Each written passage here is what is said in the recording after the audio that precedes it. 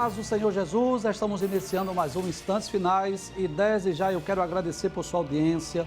A você que gosta de estudar a Bíblia Sagrada, principalmente a escatologia e os eventos escatológicos, e diariamente você tem assistido o nosso programa pela TV ou pela internet.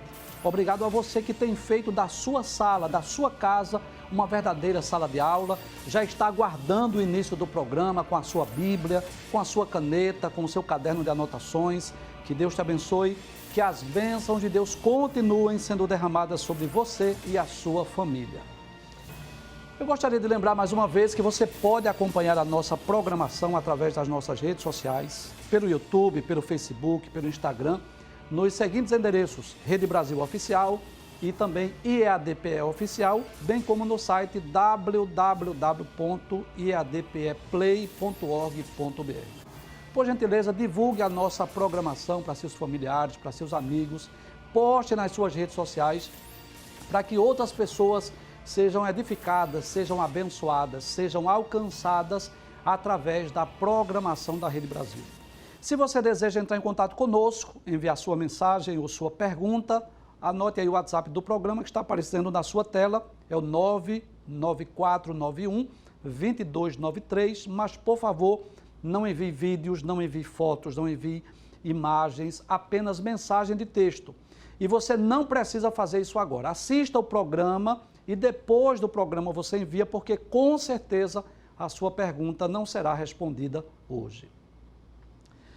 Se você está acompanhando os Instantes Finais, você sabe que nós estamos estudando os eventos escatológicos. Nos programas anteriores, né, nós já explicamos sobre esse mapa escatológico que você está vendo aí, né? Nós já trouxemos um panorama desse mapa que está baseado no livro do Apocalipse, onde você vai ver aí, visualizar os principais eventos escatológicos.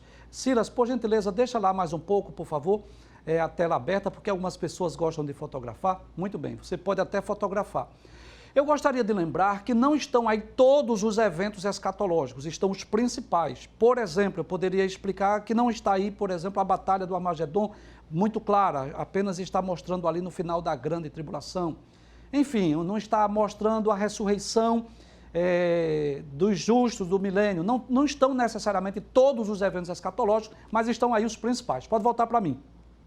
E aqui no programa, né, nós firmamos um propósito de estarmos explicando cada um desses eventos, né? No programa anterior, nós explicamos sobre a ressurreição dos santos, que vai ocorrer exatamente na mesma ocasião do arrebatamento da igreja, e eu gostaria de recapitular o que foi que vimos sobre a ressurreição dos justos. Por gentileza, vamos recapitular?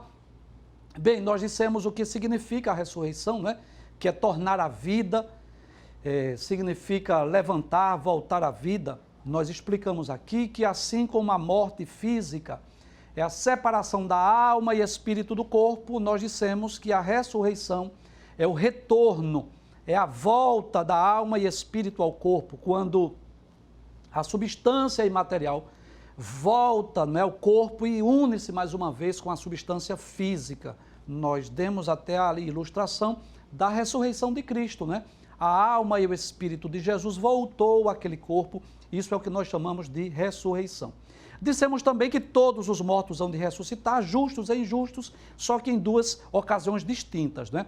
A primeira ressurreição é chamada de ressurreição dos justos e a segunda ressurreição é a chamada de ressurreição dos ímpios.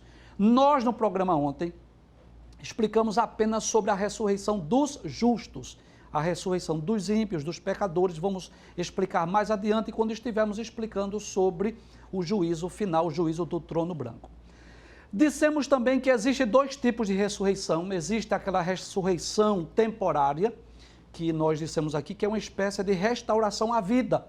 E dissemos aqui ontem no programa que essa ressurreição ocorreu pelo menos 8 exemplos bíblicos, 3 no Antigo Testamento e 5 no Novo Testamento, que são aqueles exemplos de pessoas que morreram, miraculosamente ressuscitaram, tiveram a restauração à vida, mas depois morreram novamente. Nós até citamos todos esses exemplos ontem no programa, os 8 exemplos. Mas a que mais nos interessa em escatologia é essa ressurreição que é definitiva, essa que ocorreu como Jesus, né? que ressuscitou para nunca mais morrer.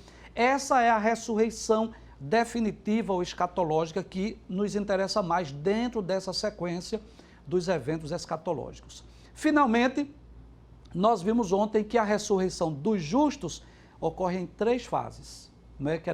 Queremos lembrar que uma delas já ocorreu, a primeira fase, e 2 delas ainda é futuro ou escatológico. Então, a primeira fase está em Mateus capítulo 27, versículos 51 a 53, que foi um grupo de judeus, quantos não sei, quem também não sei dizer, mas um grupo de judeus que ressuscitou juntamente com Cristo, e disse o evangelista Mateus que eles entraram em Jerusalém e apareceram a muitos. Eu até expliquei ontem que foi para dar a autenticidade à ressurreição de Cristo. A segunda fase ocorrerá por ocasião do arrebatamento. Vou falar muito sobre isso essa semana, pretendemos, de hoje até sexta-feira, estarmos falando sobre o arrebatamento, e eu vou falar praticamente todas as noites sobre essa ressurreição, que é exatamente na ocasião do arrebatamento, onde os salvos hão de ressuscitar, claro, com exceção daqueles que já ressuscitaram. E a terceira fase ocorrerá no final da grande tribulação, por ocasião da implantação do milênio, que são exatamente os mártires da grande tribulação, que hão de ressuscitar para adentrar com Cristo no milênio. Isso está em Apocalipse, capítulo 20, versículos 4.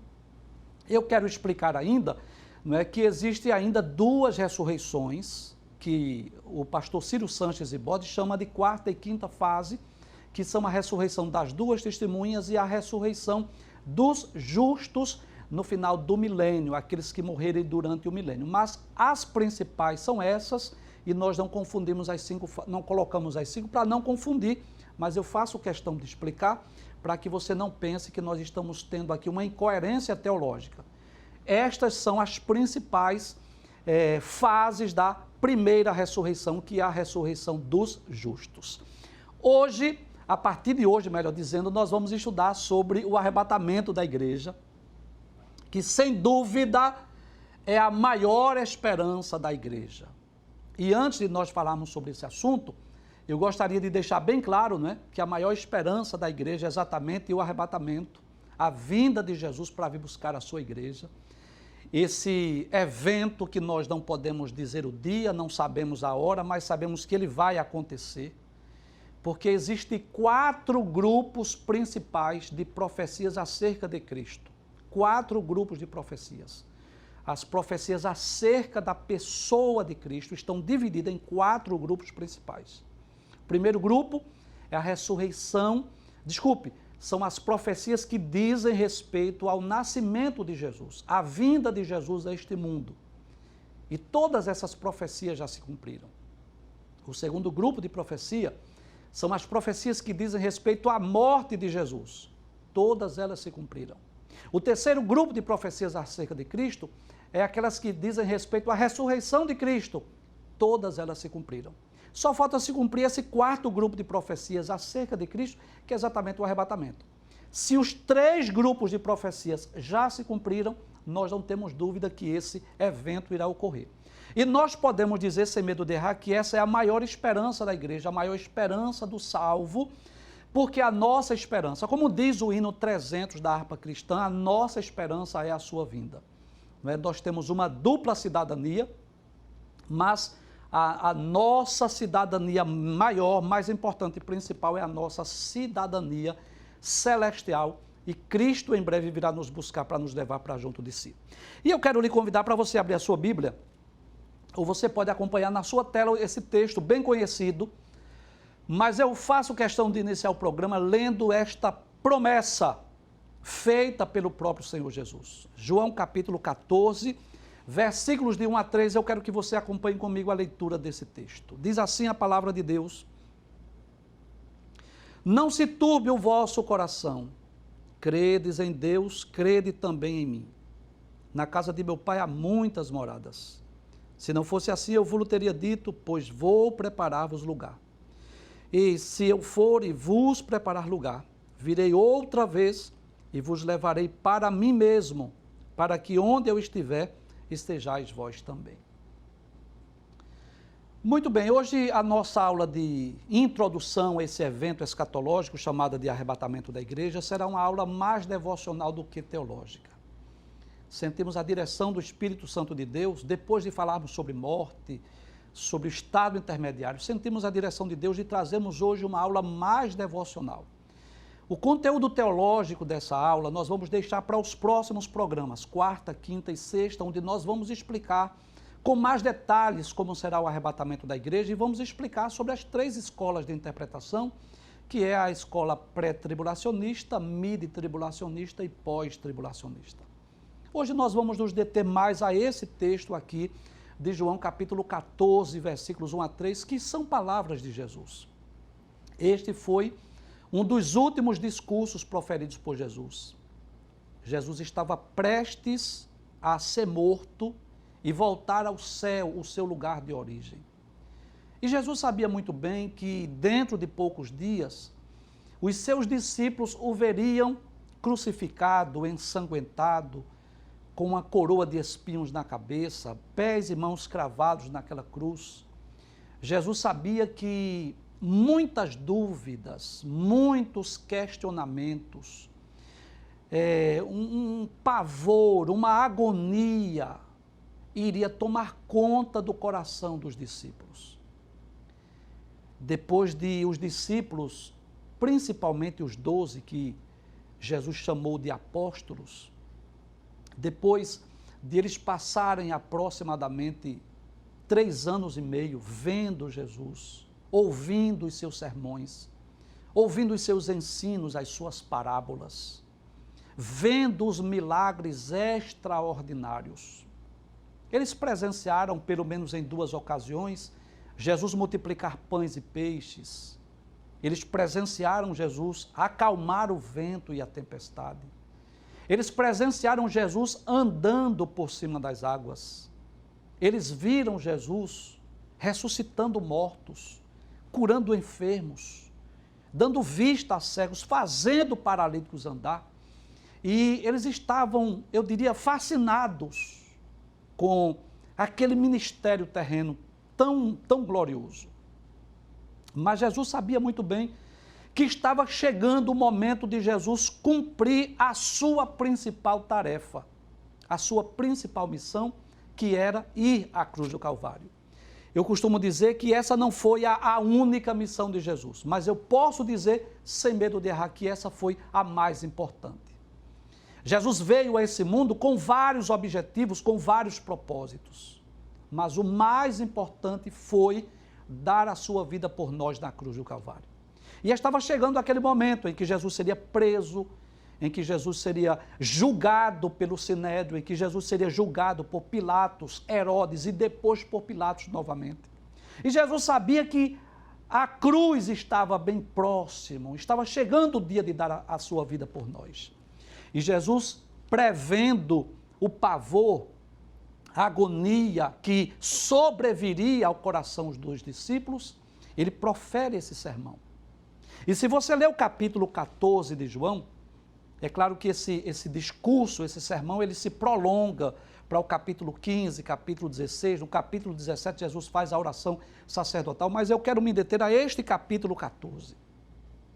Se você ler esse capítulo, você vai perceber que Jesus fez várias promessas. Observe, por exemplo, que no versículo 12, Jesus prometeu que aqueles que nele crescem faria as mesmas obras que ele fez e ainda faria maiores. No versículo de número 13 e 14, Jesus prometeu que responderia às nossas orações. No versículo de número 16 a 18, os versículos 16 a 18, Jesus promete que iria enviar o Consolador, o Espírito Santo. Jesus promete que não deixaria os discípulos órfãos. No versículo de número 27, Jesus promete que iria dar a paz, que daria a paz aos seus discípulos. Observe que Jesus fez diversas promessas, sabendo que o coração dos discípulos estariam aflitos, angustiados, preocupados, perturbados. Jesus aproveita para trazer essas promessas. E é dentro desse contexto que Jesus diz no versículo 1, não se turbe o vosso coração. Em outras palavras, Jesus estava dizendo: não perca o ânimo, não se desespere, não estejam aflitos, não estejam perturbados. Foi esta a palavra de Jesus para aqueles discípulos que dentro de poucos dias o veriam crucificado, ensanguentado. Não se turbe o vosso coração. E esta palavra que Deus traz para nós nessa noite, nesse período de pandemia, nesse momento de dúvidas, de incerteza, de tantos pais de família perdendo o emprego, outros tiveram seus salários diminuídos, outros diminuíram a carga horária, os nossos filhos sem ir à escola. Nós temos recebido muitas ligações aqui na Rede Brasil de pessoas aflitas, ansiosas, estão em casa com depressão, depressivas, mas a palavra de Deus para nós hoje é essa: não se turbe o vosso coração, não se perturbe, não perca o ânimo, não perca a sua fé. É como se Jesus dissesse assim: apesar das circunstâncias adversativas, continue crendo, continue acreditando, continue depositando a sua fé em Deus e em mim. Veja o que ele disse: não se turbe o vosso coração, credes em Deus, o Criador, o nosso Pai, o arquiteto do universo, aquele que rege, domina e controla todas as coisas. Mas Jesus disse: crede em Deus e crede também em mim. Então nós precisamos depositar a nossa fé em Deus, o Pai, o Criador, mas devemos crer também, acreditar em Cristo, que é Deus igual ao Pai. No versículo de número 2, Jesus disse assim: na casa de meu Pai há muitas moradas. E é claro que nós entendemos perfeitamente que Jesus não estava se referindo aqui a um conjunto habitacional, a uma cidade de pedras, a uma cidade onde tem edifícios, apartamentos para nós morar. Não, não é esse o sentido, porque o céu aqui, a casa do meu Pai aqui representa o céu, é um lugar celestial, é um lugar que nós não vamos precisar de um teto, nós não vamos precisar de um quarto para dormir, não vamos precisar de uma cozinha, de uma sala de estar, não vamos precisar de móveis, de ambientes desse sentido, porque nós estaremos em corpos gloriosos e incorruptíveis. Mas quando Jesus disse, na casa de meu Pai há muitas moradas, ele estava dizendo que o céu cabe todos nós, que no céu tem lugar para todos nós. Às vezes algumas pessoas dizem assim: eu não gosto dos crentes porque os crentes dizem que só eles vão ser salvos. Não, permita-me dizer, você está equivocado.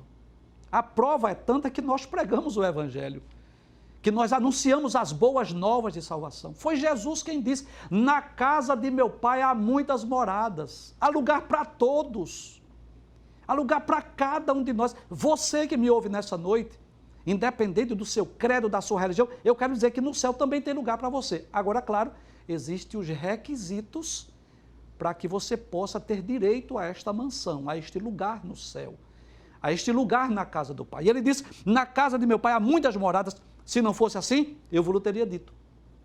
Se não tivesse, eu teria dito para vocês. Mas que coisa interessante. Jesus diz assim: pois vou preparar-vos lugar. E às vezes nós temos a impressão de que quando Jesus diz eu vou preparar lugar, é como se Jesus fosse chamar lá o Pai, o Espírito Santo e começasse a construir apartamentos, prédios. Não, não é nesse sentido. Quando Jesus disse eu vou preparar lugar, ele estava dizendo: eu vou pagar a passagem para que vocês tenham direito para ir para o céu. Jesus estava falando sobre dois eventos importantes. O primeiro, a sua ida à cruz do Calvário, onde ele estaria satisfazendo a justiça de Deus, onde ele estaria pagando o preço do nosso resgate, pagando o preço da nossa salvação. Eu já ilustrei aqui, mas eu quero ilustrar mais uma vez. Quando o homem pecou, quando o homem caiu, quando o homem estava destituído da glória de Deus, é como se, permita-me usar essa comparação aqui, fazer essa analogia. É como se o coração de Deus o impulsionasse para fazer alguma coisa. É como se o amor de Deus o impulsionasse e dissesse assim: faz alguma coisa pelo homem. Não deixa que o homem seja condenado, não deixa que o homem se perca. Mas ao mesmo tempo, a justiça de Deus exigisse dele e dissesse: alguém precisa pagar o preço. É como se a justiça de Deus dissesse assim: tu não podes apenas perdoar, é preciso que alguém pague o preço do resgate. E Deus olha do céu à terra, não viu um justo sequer. Não havia ninguém que pudesse morrer na cruz do Calvário por nós. Nem mesmo Abraão, nem mesmo Noé, nem mesmo Jó. Ninguém poderia morrer por nós. E é aí que Deus, a Trindade se reúne, toma essa iniciativa de Jesus vir ao mundo, tomar forma humana. Como disse João capítulo 1, versículo 14, que o Verbo se fez carne e habitou entre nós. Então, quando Jesus disse: eu vou preparar lugar, primeiro, Jesus estava falando de ir à cruz do Calvário, pagar o preço do nosso resgate, da nossa redenção. Em segundo lugar, Jesus estava se referindo àquele momento em que ele ia a Deus oferecer o seu sacrifício. Eu sei que isso tem uma profundidade teológica que alguns novos convertidos não vão entender o que eu vou dizer, mas você que é crente há mais tempo, você entende. Que todo aquele ritual, aquele pacto do Antigo Testamento, você sabe disso, que o sumo sacerdote, uma vez no ano, ele entrava naquele lugar chamado Santo dos Santos, no lugar santíssimo. Ele passava pelo átrio, onde estava ali o altar dos holocaustos, onde estava ali a pia de bronze. Ele entrava no lugar santo, onde estava a mesa com os pães, onde estava o candelabro, onde estava o altar de incenso. E ele adentrava no segundo véu, e ele iria oferecer o sangue lá no lugar santíssimo, no lugar santo dos santos, onde estava a arca da aliança. Glória a Deus. E ali ele aspergia o sangue, isso era o sumo sacerdote, uma vez no ano. Nas quatro pontas daquela arca da aliança, do propiciatório, dizendo que aquele sangue era poderoso para perdoar pecados nos quatro cantos da terra. E aquilo era uma representação do que Cristo iria realizar por nós. Então Cristo não foi só a cruz do Calvário, ele foi também ao céu, porque ele é ao mesmo tempo a oferta e o sumo sacerdote. Ele é ao mesmo tempo a oferta e o ofertante. Em outra ocasião eu vou trazer aqui a imagem do tabernáculo para explicar melhor sobre isso. Mas Jesus foi preparar lugar. E ele disse no versículo de número 3, e se eu for?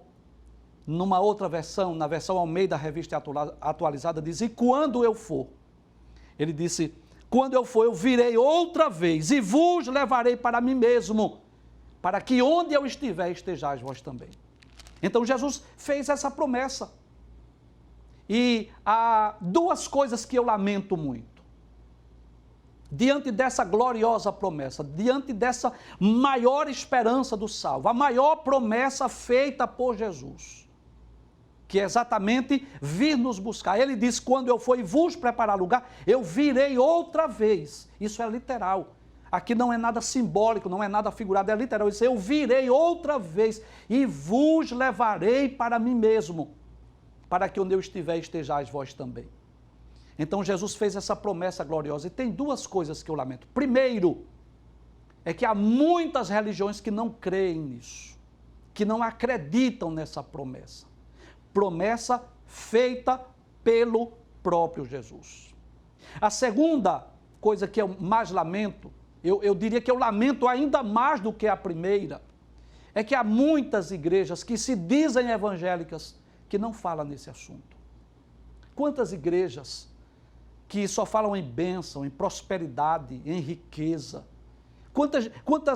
Quantas campanhas que são feitas só para as pessoas irem buscar o milagre, onde as pessoas vão a essas reuniões, esses templos, mais interessadas nas bênçãos de Deus do que no Deus da bênção. Mas como eu disse no início do programa, essa é a nossa maior esperança. Foi Jesus quem prometeu: quando eu for e vos preparar lugar, eu virei outra vez e vos levarei para mim mesmo. Detalhes, ele diz: para que onde eu estiver, estejais vós também. Eu vou repetir. Jesus disse: para que onde eu estiver, disse Jesus, estejais vós também. Então Jesus já foi à cruz do Calvário. Jesus já pagou o preço pelo nosso resgate. Jesus já levou ao Pai o seu sangue, a sua oferta, o seu sacrifício. E nós estamos aguardando o glorioso momento em que Ele virá nos buscar. Eu quero terminar com uma ilustração. Me dê só um minuto, por gentileza. Você já foi a muitos casamentos, tenho certeza disso. E na nossa cultura, eu estou falando da nossa cultura, geralmente ocorre isso. Entra o noivo e fica lá no altar guardando a noiva. E quando a noiva entra, o som da marcha nupcial, ela não vai direto para o altar. Ela para mais ou menos no meio do caminho. Mais ou menos na metade do templo. E o noivo que já está no altar, ele vem ao encontro dela, recebe a noiva e leva para o altar. Eu quero ilustrar aqui com o arrebatamento da igreja. Cristo já foi, o noivo já está lá no altar. E haverá um momento esperado, em que a noiva, a igreja, subirá para nas regiões das nuvens. O noivo desce do terceiro céu, recebe a noiva e nos conduzirá para o céu, para o reino da imortalidade, como Ele nos prometeu. Porque dele, por Ele e para Ele são todas as coisas, glória, pois a Ele eternamente. Amém. Até amanhã, se Deus assim nos permitir, a paz do Senhor Jesus. Não esqueça, nós estamos nos instantes finais. Deus abençoe a equipe.